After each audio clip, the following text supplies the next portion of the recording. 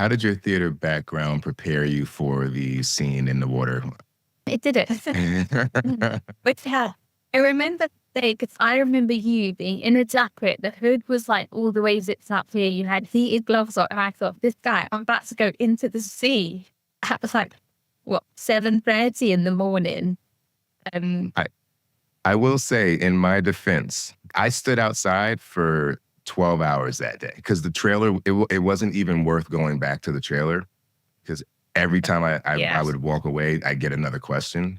So I was like, as you said, I white knuckled it and I just stood out there for 12 hours. It was horrible. It's brutal. But, yeah. Yeah, no, but that was, because if I remember, like, as things go, the water kind of, did you get wet, or was it like you had a suit, but it didn't do its job? There was something I remember. Yeah. Because they said, I don't know the difference between a wetsuit and a dry suit because they're both cold. And every time I thought, it was like going into the wellies. Yeah, it was cold. There was no way of warms. What are you talking about? I don't think theatre prepared me for that. No. But it was fun and it was different and it was a challenge. And I do like scenes like that, weirdly, because they completely immerse you in it. I had no other choice apart from being in the water in that moment. I couldn't get distracted because the freezing cold will bring me back to the moment. And I actually did kind of weirdly enjoy it.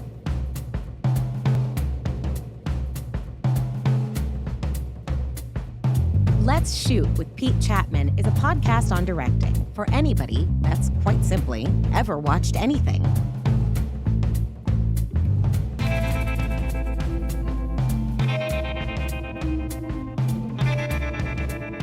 Visit PeteChapman.com to get your official podcast merch, hoodies, hats, jackets, mugs, and other swag, and learn more about your host.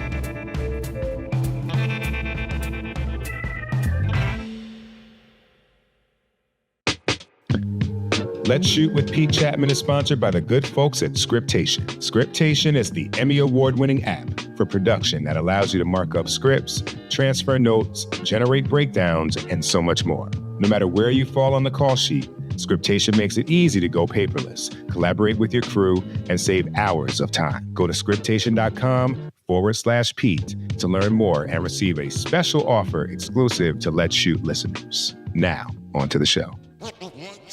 Welcome to episode 67 of the show. This is Let's Shoot with Pete Chapman, and today's guests are three of the stars of Netflix's hit show, Dead Boy Detectives. This special actors roundtable features George Rexstrew, who plays Edwin, Kassius Nelson, who plays Crystal, and Yuyu Kitamura, who plays Nico. The show follows Charles Rowland and Edwin Payne, who choose not to enter the afterlife, instead staying on Earth to investigate crimes that involve the supernatural with help from their living psychic medium friend. The series is born out of a Neil Gaiman comic book that made its way into the DC universe. It's produced by Berlanti Television, and the showrunners are Steve Yockey and Beth Schwartz. I directed the season finale and wanted to catch up with these three super talented actors to talk about the show, the industry, and whatever else popped up in our virtual conversation that took place across Los Angeles, London, and Hong Kong. But before we get to it, The catch-up. And I'll be brief. It's just been full-on production mode since last week's episode. We're 3 days into my episode of High Potential, and it's going great. Nothing much more to report than that. The usual scramble to make the day, keep it artistic and efficient, and all that good stuff that goes into TV directing. I've been feeling pretty damn good about my blocking, and the cinematographer, Gio Lampasi, is exceptional. We're using 3 cameras pretty much at all times, and somehow he finds a way to not compromise composition or movement on any of the cameras. And for those of you who have shot with 3 cameras, adding that additional camera to the 2 that you normally use in TV often gives you what we like to call pieces, like things that you'll use to cut away, not really shots that you'll be able to kind of rely on throughout the duration of a full take. And in this particular case, that's not what we're doing. And it's a little bit of a science that he He developed on Brooklyn Nine-Nine. So it's been great to work with him, see it put into action. And quite frankly, it's the only way we make our days, because we had a 9 2/8 page day. I think that was day 2. And we got through it with about half an hour to spare. So there's that. I'm also getting excited for my next episode after I wrap High Potential. I'll be directing an episode of Yellow Jackets, and I'm amped to dive into that world and work with that team. The level of talent, both in front of and behind the camera, is exceptional. Those of you who watch it know that. And I'll be working with producing director Jeff Bird, friend of the show, friend of mine, and also a previous guest in episodes 41, which was dedicated to him, and episode 60, which was a director's roundtable. Now, there's no crew call this week, but for those interested in submitting a crew call video, go ahead and make a 2-minute video that explains what you do in your position on set. Shoot it in landscape mode and email it to letsshootwithpetechapman@gmail.com, and we'll work to get it on the show and or on our socials. Now, let's get to it. This is episode 67, starring the cast of Dead Boy Detectives. Roll sound. Speed. The interview. Take 1. We are welcoming a good portion of the Dead Boys detective cast to the podcast here. We have George Rexstrew, Kassius Nelson, and Yuyu Kitamura. So I guess the first, I'd love to kind of know what the journey was to the show, because it's like you guys are almost like the Avengers. Like, you've had different lives, different creative journeys, and then you all end up on this show that shoots over in Vancouver and partly did you shoot in London at all, or am I making that up? Yeah. You did, right? So I'll start with George. How did this role even come to you? This role came to me in a fairly unconventional way. So I finished drama school in 2020. So I graduated into the pandemic. And the final few months of my training were in the midst of the pandemic. So because of that, we lost a lot of our public shows. And as a response, a lot of casting offices and I guess studios in this case set up a lot of initiatives to kind of help graduates out. There was a lot of really generous outreach, and one of them was Warner Brothers, who set up this actors in training scheme, where they basically said to every final year drama school graduate, I think in the UK, US, and Canada and Australia, I think I could be making that up, but they said, we're going to select 10 of you and I guess assign a mentor from within. So I sent off this tape in May 2020 and I didn't get it.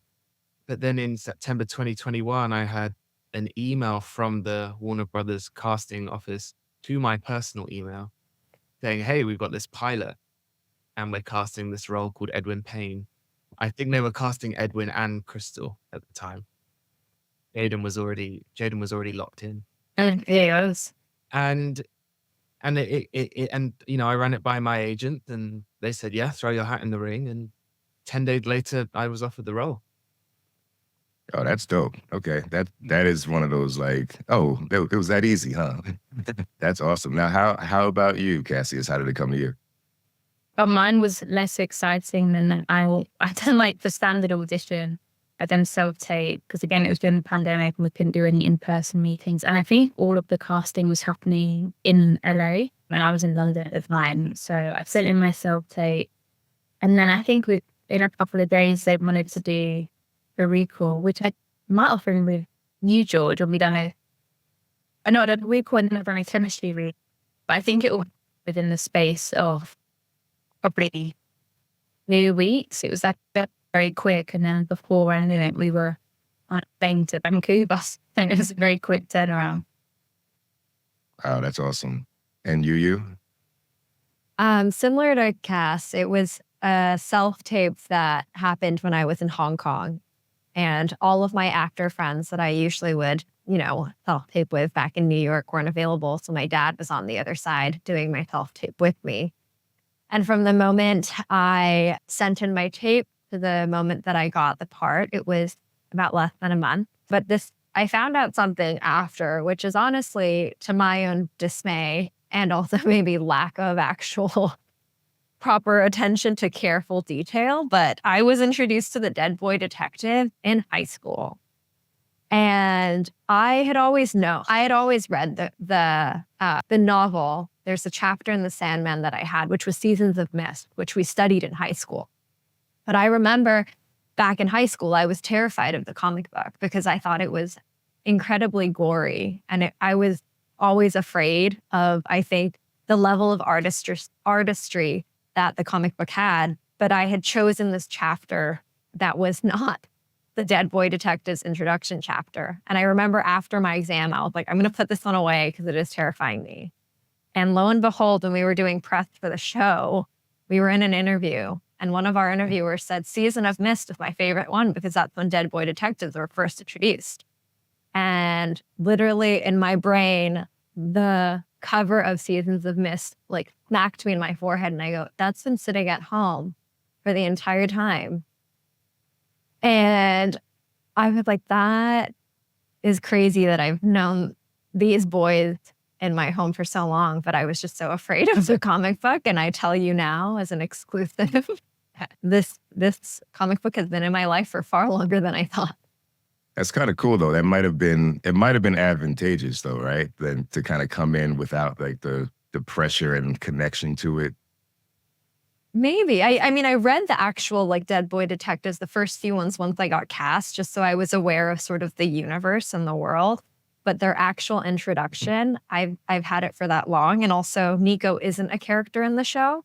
So I think part of it was the fact that I was like, oh, Nico doesn't exist in the comic book. I can just kind of read it as homework for the show. But yeah, it was a weird moment of realization as I sat in that interview with the three of them.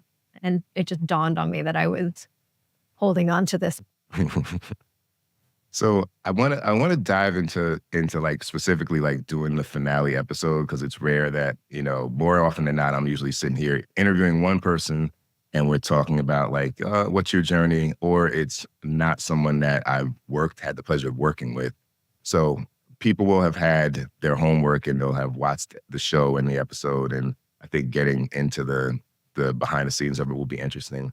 But before we do that, I did want to ask you each, like, what did you find to be, you know, most challenging about kind of being the leads on a show of this scope for the first time? Because I'm going to assume of this scope for the first time in the sense of like the budget and, you know, all the things that were required to bring it to screen. Speaking for myself, I mean, this was my first role, period. So that I think a lot of the challenges between being on a set every day for 6 months and being a lead kind of probably merged.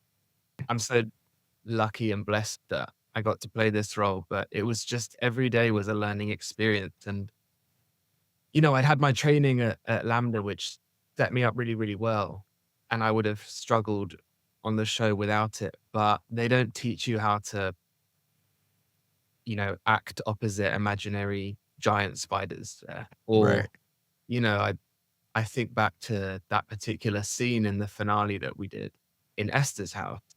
And it felt like we were in that room for a week because there was so much technical stuff. You're not lying.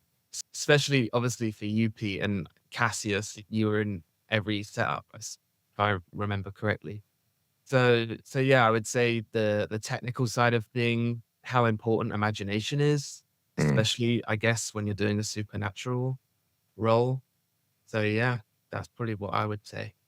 I think for me, I had never been in something so much. Like we were all in almost every scene, every day for the whole shoot, and to sustain like the endurance of that and to track the characters' journeys throughout that, through every small moment. And I found that really hard. And for me, because I was doing an American accent, which I've never done before, and acting opposite two people who are British and had a British accent in the show, it's a lot harder to sustain a consistent, like really good accent the whole time. And because we're getting different scripts coming out, words are coming up that I've not said before. If it was a movie, it would be more isolated. I know the beginning and the end, and it's not going to change. But the scripts are coming out sort of as we're filming. So I found that a big challenge going in, because I'm like tracking all the things that you were saying as well, George, and then having to think about this accent that's so foreign to me and sits in a completely different place in my mouth than my accent. And I mean, I'm sure you guys remember me being like, is this okay? Does that sound okay? Just kind of stressing about it a lot when we were filming, for sure. Wow. Yeah, that's a challenge that a specific challenge that I wouldn't have thought of, like the fact that like I have friends, like we go to a Jamaican restaurant and they start talking with the Jamaican accent. You know what I mean? So like just to be opposite to people who have the accent that you have, and to not fall into that sounds like another layer of. Yeah, it happens especially during scenes where there's high emotion. That was the time when the accent would fall off, because I would be in, like, if I was upset or angry or whatever. I think there's a scene in the alleyway in episode 1 where I'm like screaming at you guys, and we done a take and it was really good. And then when we watched back in ADR, we was a lot of that is sounding quite British, so we have to go over it. So that was something to remember, that when the emotion's high, the accent slips. Crystal from the street. Crystal from London came out. Yeah. And how about you, Yuyu? For me, the most challenging thing was learning to really trust myself in spite of all the noise and the different people at play, and also the hierarchy of just like how a show functions.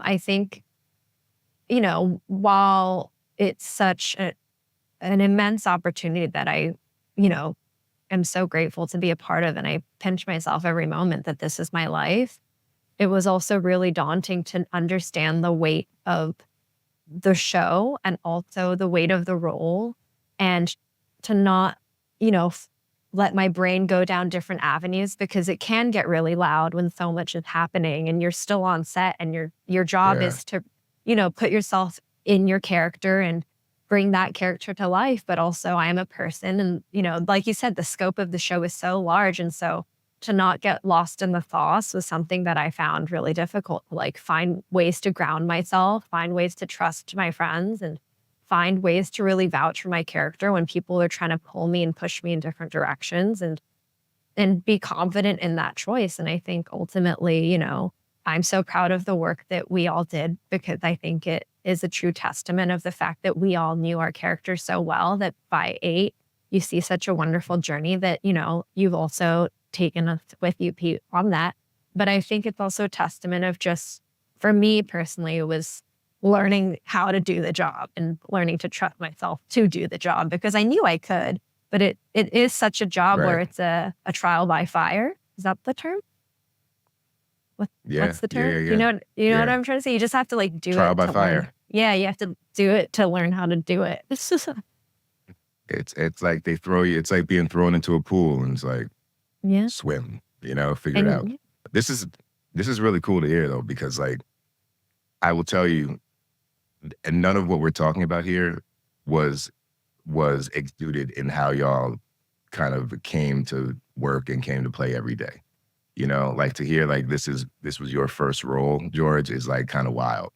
You know what I mean? And like and it's funny too, because I was like, before we got on, I was like, I am probably going to hear an accent today from Kassius, and there were so many things that were, we'll talk about it, but like, my coldest day ever as a director was the day that you were in the water with the Lilith thing, and I was like, fucking crazy, and so fucking cold.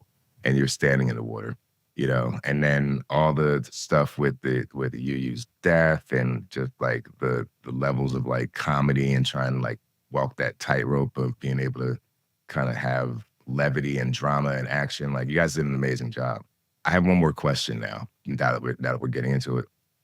What was it like to deal with, I don't remember how many directors total you guys had, but what was it like to deal with like, you have somebody for 9 days or whatever it was. And then you're like, okay, that was cool. That was great, or maybe not. And then you get used to it. And then like somebody new comes in and you're like, now I got to go back to the drawing board with, this person. Like, what was that like for you? I think it was challenging in some respects because you're learning a different way. I think we had 7. Did we have 7? So yeah, you're learning the way different directors work, and everyone works so differently and so specifically. And on one hand, it's really exciting because it brings like a newness and a freshness to the episode and to the scene. And it was like a new episode in itself. Oh, who are they going to work with now? What are they going to be like, and how are they going to structure the day or whatever? But it's hard because the cast and the crew are kind of the only consistency throughout. And you get a director that comes in that might have a different idea for your character, but you know what you've just filmed and how that looked and whether or not that's gonna be like the thread, or if it's gonna like disturb things. And I think that was challenging to try and balance your character and the show, but also allow the new directors to do their job. But trying to go, oh, but actually in the scene we filmed Jesse with the other director, we did this, and I don't know if that. But you don't want to step on anyone's toes, and I like to stay in my lane. But I think that was challenging for sure. Yeah, it's tough. And then imagine too when you're like, if you guys are ever on that show where you're in like season 9 of it, and like some director comes in, they're like, yeah, so I'm thinking, why don't we try this? And you're like, season 4. I tried that in season 4. Not a good idea. Yeah. So it's you guys have a bit of it's an elegant dance that you pull off. Anybody else have thoughts on that? I mean, for me, it was just such a privilege to be able to work with 7 different directors across 8 episodes. I loved getting to see how differently everyone worked, and ultimately you want to reach the same.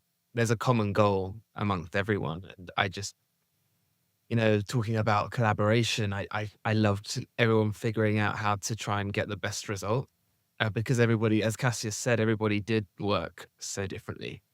So you get the finale script. What are your first thoughts? Like, were you getting scripts well in advance, or were they kind of coming like as you were about to shoot them?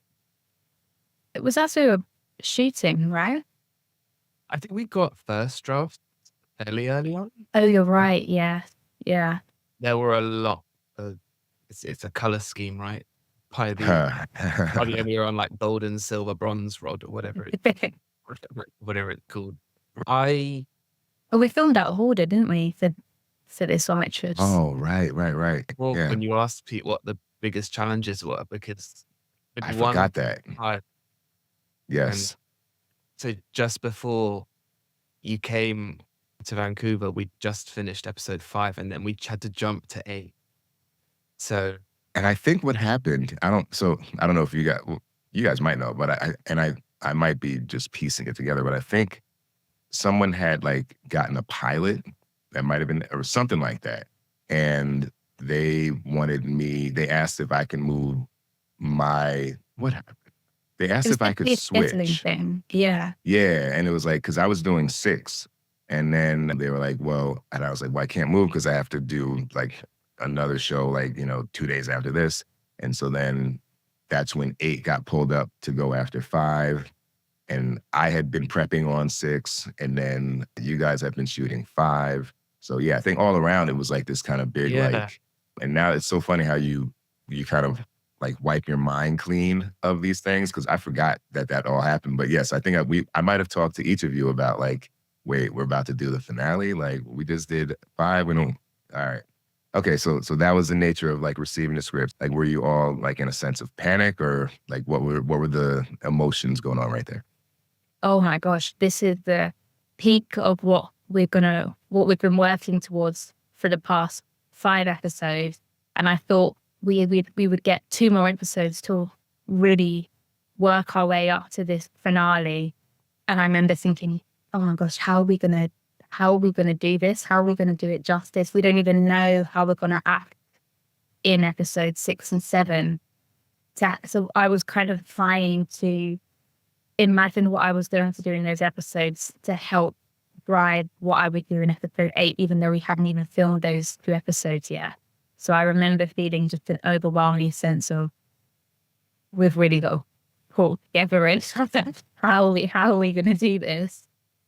Yeah, I agree. I feel like by the time episode 5 came around, I'd kind of hit my stride in terms of figuring out what prep served me best. And we found out quite late on that 8 and 6 were being swapped, as you did, Right. Pete. And I think kind of what Cassius said, I had this little panic of, but I've not tracked episode 6 or episode 7, and episode 7 is obviously such a big part for Edwin. It's kind of like another season finale in and of itself, really. Yeah. But then, you just take a leap of faith, right? And you have to just trust that working with you and Steve, and trust that you know the character well enough to kind of perform any scene, given whatever circumstances. It was really a case of leap and then look. I mean, is it a matter of too, like, by that time you've gotten to a place where you know who this character is, you know what you're doing to bring them to life, and you can place that in any scene at any moment? I think so. Like, so just quickly speaking for Edwin, I think I was really in my stride. I knew how he operated in terms of the procedural things, like solving cases and all of that stuff. Whereas across 6 and 7, he uncovers so much and discovers so much. So I think a lot of the fear came from, in terms of how he would behave, came from having not viscerally experienced that new side to him. Right. If that makes any sense. Right. And you obviously you had, and spoiler alerts allowed at this point, if you haven't watched it, like, what can we do? But so you have a seeming death that has, like, how do you prepare for that? Steve told me from the very early days, even when we were filming the pilot, that this was going to happen. So I had been sitting with this plot line of hers for a while. So I wasn't surprised to say that when I read it, I wasn't surprised with her death, but it definitely was something where the swapping of episode 6 and 8 was jarring. I think just because, we were in this groove of filming and being able to do it, in order was such a gift that we know is not common in this world. And we got the lovely fortune of getting to film it chronologically.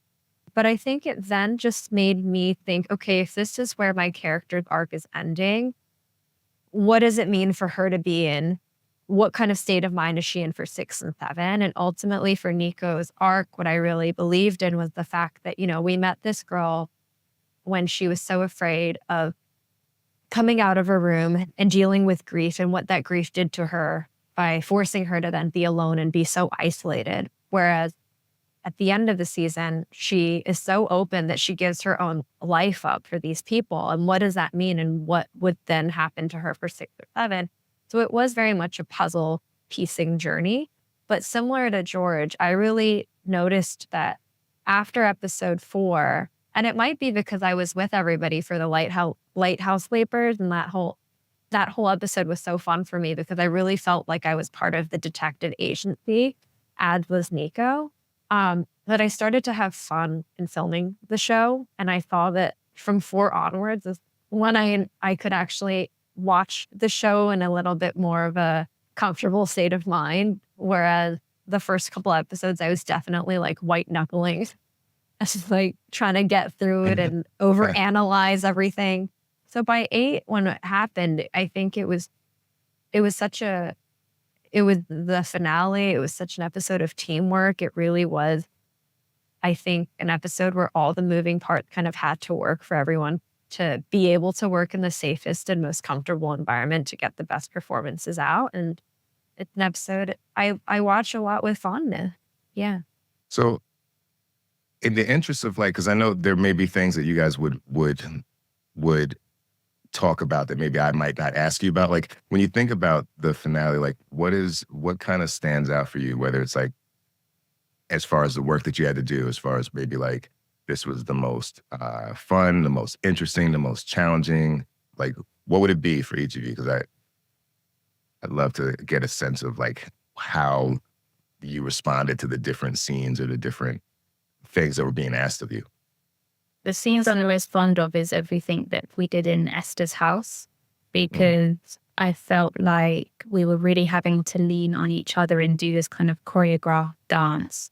You included as well, Pete. I felt like we had to, it really felt like a dance that we were doing around the space, because there were so many stunts involved and a lot of high emotions. That was definitely the most challenging. It was the end kind of the episode. It's what we've been building to. So it was the most challenging, but it also, because of that, felt really rewarding.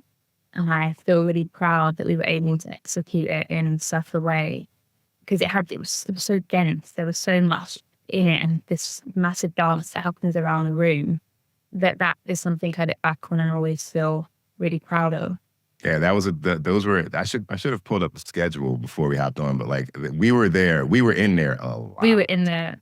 We were in there a lot, but it was a cool set. And even, they obliged my request to like be able to shoot down into the house from above, which took like 4 days to build the rig for the camera and the crane to be there. But I was very happy that worked out, because it was very claustrophobic in there, and you kind of you couldn't really get a sense of like geography and like how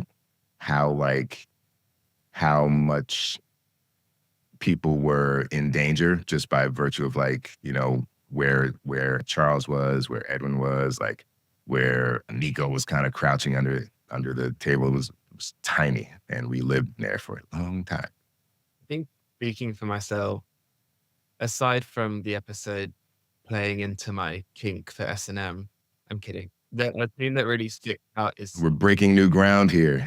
do you remember the scene we did with Ruth and Tamlin, Pete? The last scene of the episode, which was honestly like, I feel like the camera rolled for like something like 16 or 17 minutes. And there were so many stop starts of people coming in. We had the ghost postman, Ruth, Cameron, and then I remember the box. I remember I kept hearing your voice be like, enter now, exit now. And it was like a play. It was, and that one really sticks out to me because, there's in my experience of filming Dead Boys, there was often quite a static nature to filming. Whereas there was something that I remember initially finding quite jarring about running a scene continuously for such a long period of time. Like in the context of filming, doing that 16-minute run felt like 2 hours on a stage. Mm-hmm. Mm-hmm. Is that, and you, I want to hear your answer, but do you all have theater experience? Yeah. So like, is that, you know what, you answer, because I'm about to take this all off track with this question. So I will withhold it for a moment. I felt like it was the most that we were all I felt like we were all in our stride of like advocating for what we needed for the scenes. And also like the fact that we knew that we could get through 8, maybe, not by choice, that we knew we had to, but also that in a sense, this was, if we had filmed in chronological order, I think it would have been really, especially for me, I know that I would have had such a different emotional experience of like, maybe my last day of filming would have been the day that I died. And I don't really know what that would have done to my psyche, but I think it was gratifying in the sense that we got to finish 8 and know that we had really given it our all, despite sort of the restructuring of the schedule, but also the lovely gift of having 2 more episodes to film. I remember that feeling of like, wow, like we got to do it. That's amazing. But wait, we're not finished yet. Like there's still 2 more episodes. Right. And I thought, I remember after finishing episode 8, I was like, how lucky that this is still my job. Like this is still what I get to wake up and do with these people. And I think that the biggest takeaway I remember from that. And yes, I have theater experience. I'm Okay. leading to So the yeah, awful segue. I wanted to loop that in, yeah, because it's like, there's what George is talking about is like something that I love when sometimes when things get like more technical and you need a bunch of different departments to all be in sync to get that moment, you end up having more of, and it's not synonymous, but you have more of a theater-like experience because it really is the coordinated like craft of all these different people like in one moment. So I was going to ask, like, how do you bring that theater experience into television? I trained. My training was a classical theatre training. We had some modules in screen, so we kind of broached the similarities and differences there. But I do have to say I agree with what you said of it's a baptism of fire, and it's really one of those things. I could a lot of what I learned, I think I could only have learned by doing. I couldn't have learned in a four-walled classroom. You know what I mean? There are lots of differences. I think the fundamentals are the same. You're still playing a scene. You're still trying to change the other person. You still have your given circumstances. But like you said, Pete, that it's just so technical, and the atmosphere around you is different. And thinking what you just said about that final scene with so many people kind of working together, it created a synergy that I think you often experience in theater, either as an actor or as an audience member. It's kind of like this moment of magic in the room. So I think that's maybe why it made me think of, aside from the fact it was like an 18-minute odd scene, that's why it made me think of theater. I find that, especially when I was working, it was constantly trying to be present. And, you hear actors talk about being present. And I think it's something that we all hear, especially I think when listening to other actors talk about the craft. But it was in the moment because there is so much going on. And sometimes it is hard to be present. Like I remember filming scenes with George when we're on the roof and like you look out and green screen, but you also look out and you have to pretend it's the town of Port Townsend, and you look down and it's like crew people looking at you and you're like, oh, right. I guess, try and stay present in the moment. And in theater, it's the same. Like you just have to believe that you are where you are, because it's in being present that's what the camera is picking up, right? It's all the tiny details that we think might not be seen, but is seen. It's every moment that we like look at each other or like have a thought in our brain. And I think that's when my theater background has really helped in trying to bring this to screen. Yeah, and how about you, Kassius? Similar, yeah. I started off in theatre. I think that's where my love of acting was first born. It is so different, and like George was saying, it is really technical that the scene doesn't always allow for you to bring that essence of theatre to it, especially if it's one that has a lot of stop-starting off. If you can be halfway through a scene and you might call cut because something's happened with the camera or whatever, but on stage, the thing is you keep going regardless of what happens. Even if someone messes up a line, you work around it, but you don't really have that same freedom, I think, in TV or on film. But the scenes that were longer, especially the scene that we did in Esther's house, even though it was very technical, like George was saying, because it has got that synergy with it and you're working so collaboratively and you're constantly moving around the space, that really allowed us to free up, kind of open up that window to lean into the theatre aspects of it. But I love the scenes where I do get to have those moments because it reminds me of like the realness of it, the rawness of it. I really love that. But they're just different, and I like that. I think there's moments where they can work together and moments when they're completely opposite. And how did your theater background prepare you for the scene in the water? It did it. But yeah, I remember because I remember you being in a jacket. The hood was like all the way zipped up here. You had heated gloves on, and I thought, this guy, I'm about to go into the sea. That was like, 7:30 in the morning. I will say in my defense, because it is like, I got to walk up to you. You're like in like a, bomber jacket. But I stood outside for 12 hours that day because the trailer, it wasn't even worth going back to the trailer because every time I would walk away, I get another question.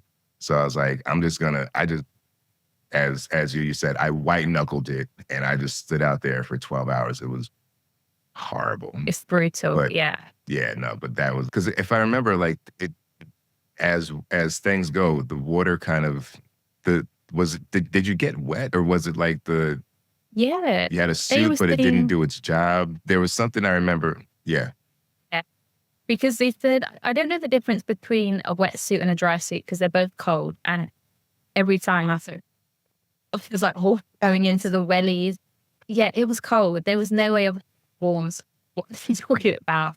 I don't think theatre prepared me for that. No. But it was fun and it was different and it was a challenge. And I do like scenes like that, weirdly, because they completely immerse you in it. I had no other choice apart from being in the water in that moment. I couldn't get distracted because the freezing cold will bring me back to the moment. And right. I actually did kind of weirdly enjoy it. And George, I don't know if you two knew this, but we had originally planned for the table to be at like a 45-degree angle. So he wouldn't have to like be looking only at the ceiling. He'd kind of have a little bit of a proscenium view into like what was happening in front of him. But the table collapsed. Like there was a point where we had it up and we're lucky no one got injured because it just gave and just fell down. So was there anything that changed for you in how you had to live in the scene when you lost the ability to actually have eyes on what was happening? Oh, I never thought of that. I don't think so. I think if anything, it kind of facilitated it, probably because my prep for that scene really consisted of, and I know we spoke about this before we shot it, Pete, but like I wanted to figure out the percentages of kind of pain because I had like, I think 3 scenes one-to-one with Esther leading up to that big one at the end. And I was like, okay, so I'm probably at like 15% pain here and then 35 or whatever. And I think I was able to just kind of lock in, especially as it became more and more painful for Edwin. I was able to just kind of lock in to that more and more because I couldn't see anyone. I think knowing me, if I could see what was playing out, I might have gotten in my head a little bit trying to balance what was happening to Edwin versus what was happening in front of me. But I think, the moments that counted, I think he does raise his head, There's that moment where he kind of has a standoff with Esther and he's looking at her and she uses the power play and he submits. Or, when Nico dies, he summons this energy to literally roar at her. And so, it's kind of what we've been talking about. There's so many moving parts and it's so technical. You kind of just have to learn to go with the flow. And one of my acting teachers at drama school, our head of screen, he said one of the biggest sins you can commit as an actor is to walk on a set and know how it's going to play out. So I think you just stay in your lane, you do your work and start collaborating the moment you step on set. That's awesome. This is Janine Neighbors, co-creator of Swarm, and you are watching Let's Shoot with Pete Chapman. Transitions, a director's journey and motivational handbook, is Pete Chapman's book from Michael Weezy Productions. The reviews are in. Greg Berlanti says, "There's a reason why everyone who works with Pete falls in love with his work. The lessons he imparts here are invaluable. Do yourself a favor and read it cover to cover." From Sarah Gamble, Pete's sharing gold nuggets that will spare you a ton of wasted time and help you channel your drive, talent, and ambition in the most productive way. And from Jesse Williams, this business has everything to do with preparation and expectations. Transitions grounds lessons in reality while empowering our artistry to run free. Not an easy balance to execute. Transitions, a director's journey and motivational handbook, is available on Amazon and anywhere else you get your books. Don't forget about your mom and pop shops, people. Let's Shoot with Pete Chapman is sponsored by the good folks at Scriptation. Scriptation is the Emmy Award-winning app for production that allows you to mark up scripts, transfer notes, generate breakdowns, and so much more. Personally, I use Scriptation daily on every production that I'm involved with. While directing episode 106 of ABC's High Potential, I was able to take advantage of Scriptation's new tagging feature to keep track of the many elements layered into my episode. Morgan, played by Caitlin Olsen, experiences visions that offer an alternate take on what the police think they know as the case develops, and these interesting pops are full of new information, wardrobe, props, stunts, etc., that require a heightened level of organization to realize your director's vision. This is just one of the ways I use the incredible features inside of Scriptation. Go to scriptation.com/Pete to get an exclusive 20% off Scriptation's premium toolkit, Scriptation Industry Pro.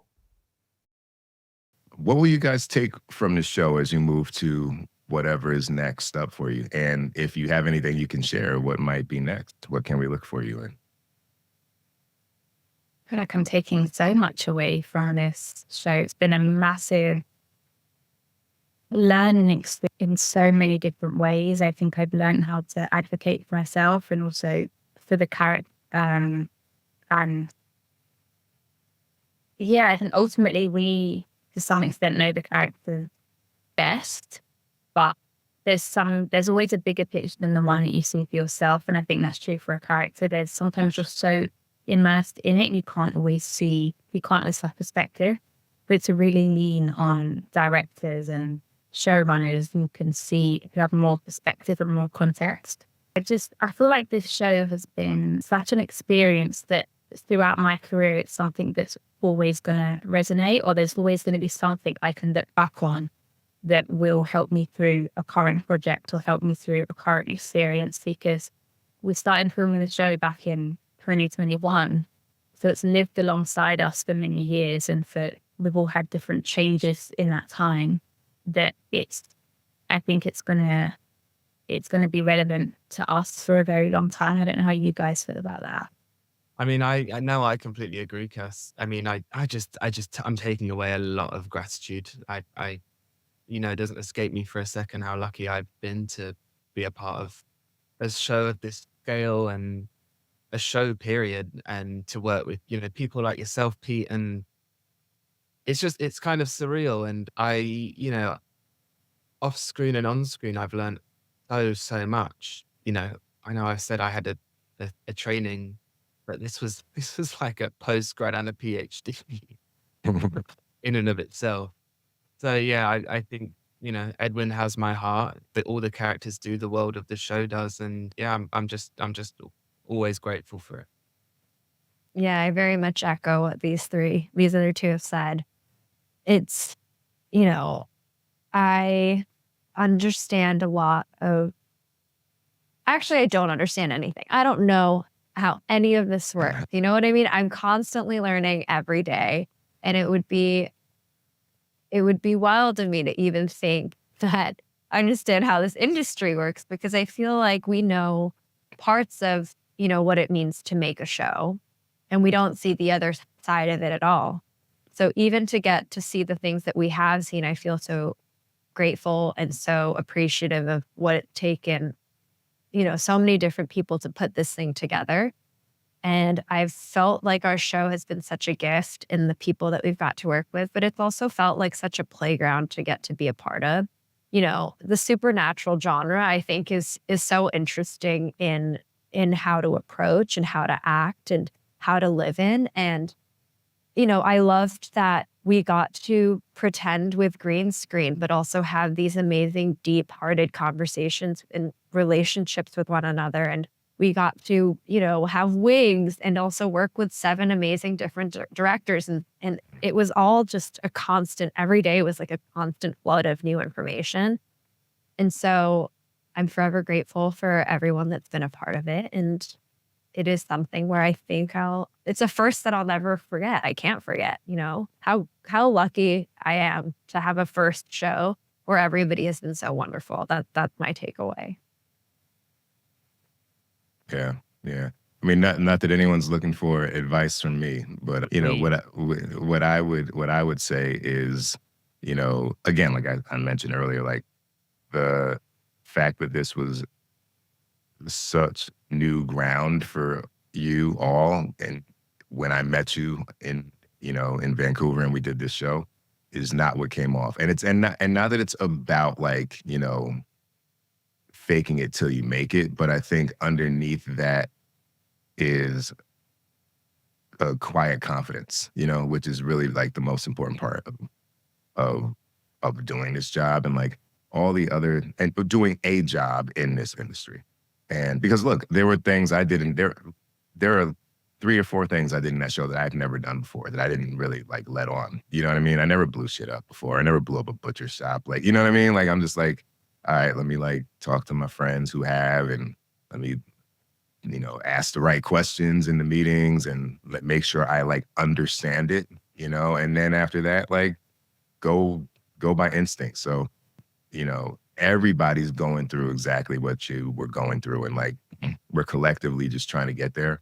And I think that, to have something like this show first on, not first, because all of you have done other things before, of course, right? But like to have it like kind of in that early part of your resume, it just lets people know that at the highest level of production, which is something like this, with green screen, with explosions, with costume, with period, with alternate worlds, you know what I mean? Like at the highest level of production, you guys can do that shit.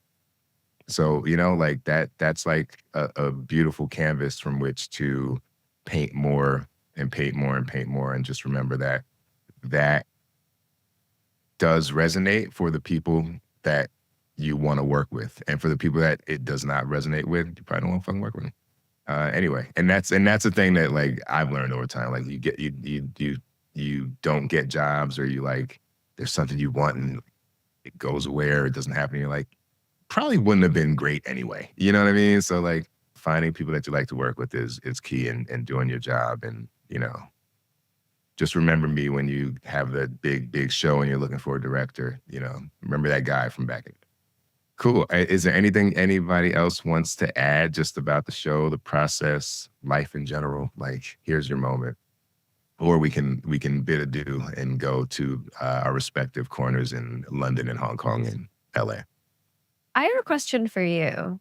You do a lot of TV, but do you ever think of directing your own pieces, or is that something that you're constantly always working on? Like, what is your sort of, do you have a passion project? So I do. So I did, over my shoulder there, that's my first feature with Zoe Saldana and Dorian Missick. That was like 2005. So I did a feature documentary that Andre Brower narrated. So I've had a whole life before TV came around. And I just turned in a script to my agents that were now trying to get talent attached to. It's a bank robbery. But yeah, I'm trying to do everything, trying to sell some TV projects. So I'm kind of agnostic to platform. I kind of want to work wherever is right for the story, and just get to a place where like, all these like wild ideas running around in my head can find a home. And like, do you ever think like one for me, one for them? Like, how do you balance what you take is, your own time? Oh, sure. And even with this podcast, right? Like, this is something that you do to help others, but also for yourself. It's like, how do you balance what do you consider work to like what you've always wanted to do? Look at you turning the tables on this interview. Wrapped in. Well, I would say that, so in the world of, to not like, I hate not jinx anything, like, there are a lot, I've done a lot of, I talk to other directors and they're like, oh, I don't want to do this show. And I'm like, you can be too selective, and not that like I'm like shitting on other shows, but there are things that like it might not be like my strike zone per se. Like I've done comedies that where I'm like kind of like looking around like, are other people laughing? Cause like this ain't funny to me. But like if they're laughing, then it looks like we can go move on. And what's come out of a lot of those things are like, oh, I did 7 episodes with that person. And now like I can reach out to them and say, do you want to be in this movie? You know what I mean? So like I feel like, you know, and just in all honesty, like I've been very strategic about, and it's different for a director, right? Too, but like I've been strategic about trying to be like, all right, I want to do comedy. I did comedy. Okay, I want to do drama. Okay, I'm doing drama. I want to do some action stuff. You know what I mean? So I want to be able to have like something that people can look at and say, there's not anything you can't do. And at the same time, I also want to be able to meet as many people as possible, because you never know like who's going to really become an advocate along your journey. It could be somebody like, you know, in a meeting who's quiet and just has a notepad and does not engage. And then 3 years later, they remember you from that meeting and they're like, okay, let me put Kassius in this role, or, you know what I mean? Or like, maybe I remember George, you know, was talking about theater and I have this, you just never know, you know what I mean? Like, so I feel like there's a certain quality to quantity, and you just try and like work and work and work and find a way for it to feed a part of what you are looking to nurture. So, you know, even like with this podcast, like you got me talking. I'm really rambling here. But This is so interesting to hear. But like I've found that like with the world opening back up and having all these meetings again, I'm like, meetings are like, because every week I'm talking to different people, you know what I mean? So like it just the act of the meeting is like kind of muscle memory in the same way performance and character analysis is for y'all. And then also there are people that I get to meet that I want to work with. So, you know, or continue to work with, build relationship with. So it's like, I don't know, in an industry where you don't have a lot of control, I'm trying to find the things that I can. And that would be my attitude, you know, my research, and what I create for myself. And somehow that feeds the times where you don't know what the hell is going to be next, but you can feel rewarded because you're feeding something in yourself. That's so helpful to hear, because I think for us, I know George and me had conversations about this as well, where as actors, there is such a lack of control. It's not often down to us to be that selective, because the opportunities have to be there in the first place. So it's really interesting to hear that balance that you're kind of trying to strike between having as much control as you can, but also not being so selective that you limit the actual options that you have. That's really interesting to hear. Are you off in the place where you're kind of wondering like, or, you know, considering what you should and shouldn't do, like whether it's like types of projects or, you know?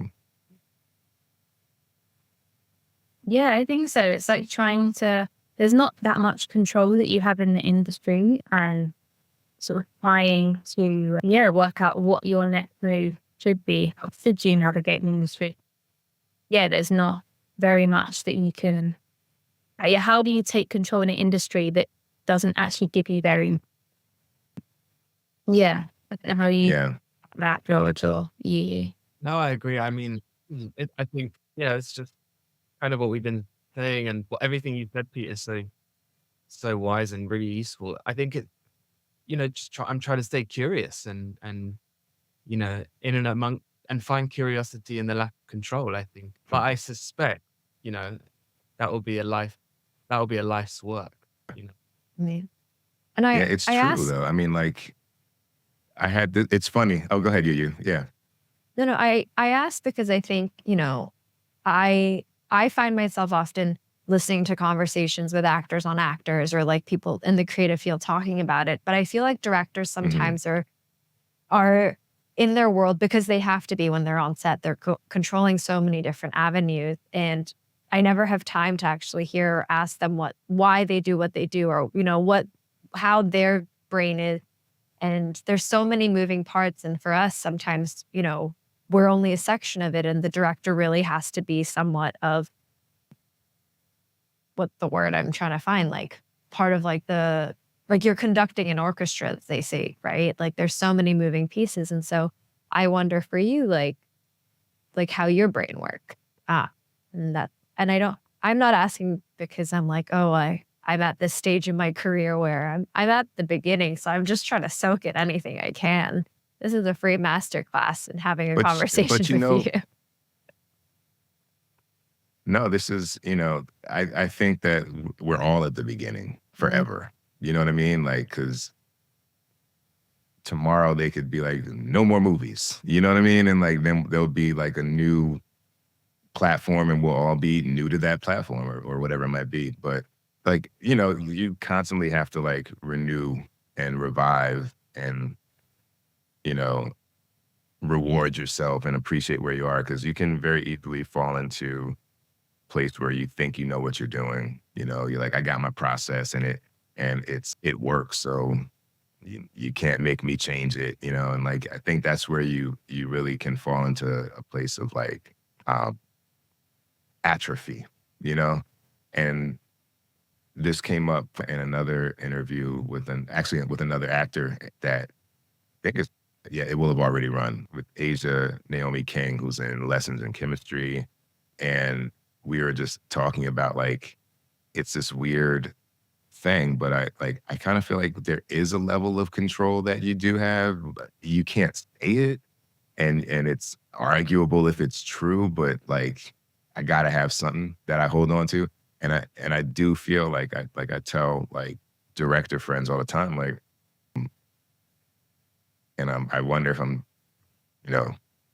messing up my own career here with competition. But like, when I like want a show, like I make it so clear, like I will not leave the meeting without stating verbatim that I want to direct the show. Because I feel like people have meetings and it's like the kind of assumption underneath. But like, if they meet with 10 directors, I don't think 2 of them are saying outright, I want to do it. So, that's control, arguably, right?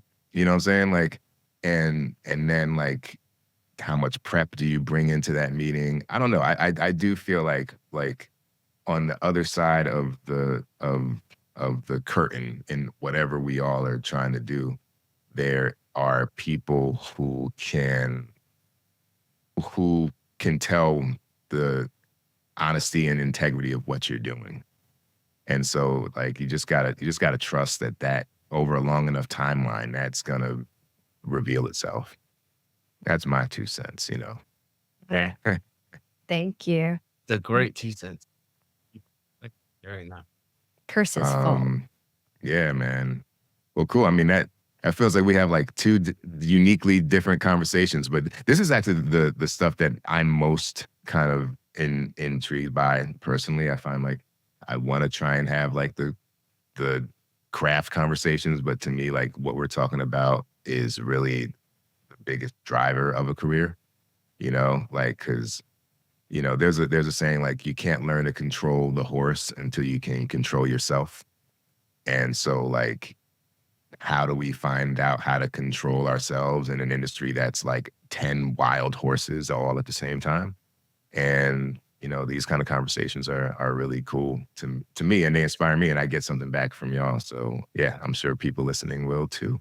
Well, nice to see everybody's Well, faces. it seems like, yeah. Feels like we're wrapping up. Well, cool. No, this has been really awesome, y'all. I appreciate you taking the time to hop on. But for everybody that has watched the show, watch it again. There are so many things to take in on subsequent watchings. Even for me, as I rewatched, the work that we did together, I was like, that was cool. Oh yeah, that was good choice, George. Nice moment, Yuyu. Kassius. There you go. So like, I just implore and advise people to check out the show. It's a lot of great work. It's all very and it's so many different genres all at the right moment that kind of blend together in a nice like gumbo of entertainment. So thank y'all for joining, and yeah, I'm sure I will see you on my screen very, very Thank you soon. so much. For having us, Pete. Thanks, Pete. All right.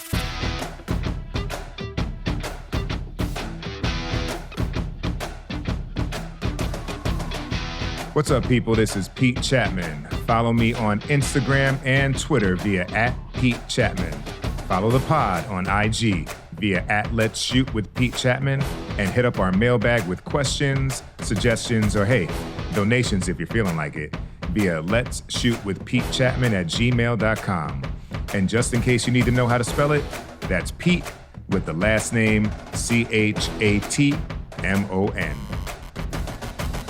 Let's Shoot with Pete Chapman is produced and edited by the multi-talented cut creator Tristan Nash, assistant produced by the young mogul Jada George, and features the wonderfully gifted Kelly McCreary as our announcer. It's written by yours truly, but I mostly come up with these questions on the fly, which you've probably noticed. Go ahead and get your podcast swag via PeteChapman.com and leave a review on iTunes if so inclined. That shit matters. Let's Shoot with Pete Chapman is sponsored by Scriptation. Scriptation makes it easy to go paperless on set, increase your productivity, and save hours of time. Let's Shoot listeners get a special discount on Scriptation Industry Pro. Go to scriptation.com/Pete to learn more. All right. Thanks for listening, y'all. Next week, join us for a conversation with the legendary casting director, Linda Lowy, the casting maestro behind such films as the Bond film, The World Is Not Enough, and Nell, starring Jodie Foster, as well as seminal TV shows including Grey's Anatomy, Friday Night Lights, and more. In the meantime, stay safe, spread love, and keep creating.